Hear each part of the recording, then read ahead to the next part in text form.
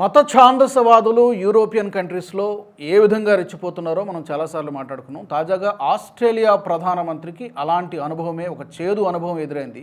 అది ఎక్కడంటే సిడ్నీలో లకెంబా మాస్క్, అదొక చాలా పెద్ద మసీద్. అది అక్కడికి రంజాన్ జరుగుతోంది, ప్రపంచవ్యాప్తంగా ముస్లింలు జరుపుకుంటున్నారు. వాళ్ళతో పాటు కలిపి జరుపుకోవడానికి చివరి రోజు కాబట్టి యాంథనీ ఆల్బనీస్ ఆ మాస్క్కి వెళ్ళారు. హోమ్ మినిస్టర్ టోనీ బుర్కేతో కలిసి వాళ్ళతో సెలబ్రేట్ చేసుకోవడానికి, ఆ గ్యాదరింగ్ని అడ్రస్ చేయడానికి వెళ్ళారు. సరే, లోపలికి వెళ్ళినంత వరకు బాగానే ఉంది. ఆయన లోపలికి వెళ్ళినటువంటి కాసేపటికి అక్కడి నుంచి కొంతమంది, చాలా పెద్ద గ్యాదరింగ్ అది నిజానికి, వేల సంఖ్యలో ముస్లింలు హాజరయ్యారు. అందులో ఒక వర్గం ఒక్కసారిగా లేచి ప్రైమ్ మినిస్టర్కి వ్యతిరేకంగా నినాదాలు చేయడం మొదలుపెట్టారు. అల్లాహు అక్బర్ నినాదాలు చేయడం మొదలుపెట్టారు. అలాగే మారణ హోమానికి మీరు మద్దతు ఇస్తున్నారు, shame shame, get them out of here.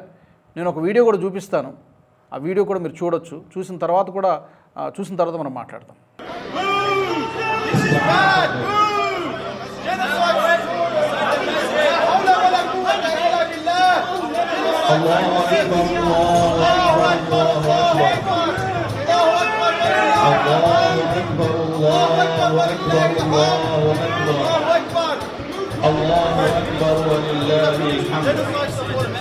Dear brothers and sisters, what is he here? Get him out of here!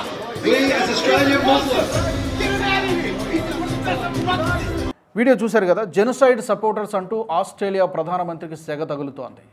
అంటే పర్టికులర్గా ఈ వెస్ట్ ఏషియా కాన్ఫ్లిక్ట్, ఇక్కడ ఇరాన్పై జరుగుతున్నటువంటి దాడులు కానివ్వండి, గతంలో గాజాలో ఇజ్రాయెల్ చేసినటువంటి దాడులు కానివ్వండి, వీటన్నిటికీ మీరు మౌనంగా చూస్తూ ఊరుకుంటారా? మీరు దాన్ని ఖండించాలి అంటూ చాలామంది ముస్లింలు ముందు అతన్ని ఇక్కడి నుంచి పంపించేసేయండి అంటూ ఆస్ట్రేలియా ప్రధానమంత్రికి వ్యతిరేకంగా సిడ్నీలో, అదేదో మారుమూల ఉన్నటువంటి ప్రాంతం కాదు, సిడ్నీలో ఒక చాలా పెద్ద మసీదులో జరిగినటువంటి ఉదంతం ఇది. దీంతో ఒక్కసారిగా అతను షాక్కు గురైనటువంటి పరిస్థితి. ఒక ప్రధానమంత్రికే ఇలాంటి పరిస్థితి ఎదురైందంటే ఇక సామాన్యుల పరిస్థితి ఏంటి?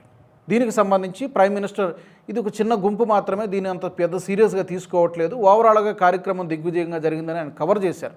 కానీ డెఫినెట్గా ఇది ఆస్ట్రేలియా ప్రభుత్వం ముస్లింలకు వ్యతిరేకంగా కొన్ని కొత్త పాలసీస్ని తీసుకొస్తోంది అని కొన్ని ఆరోపణలు వస్తున్నాయి.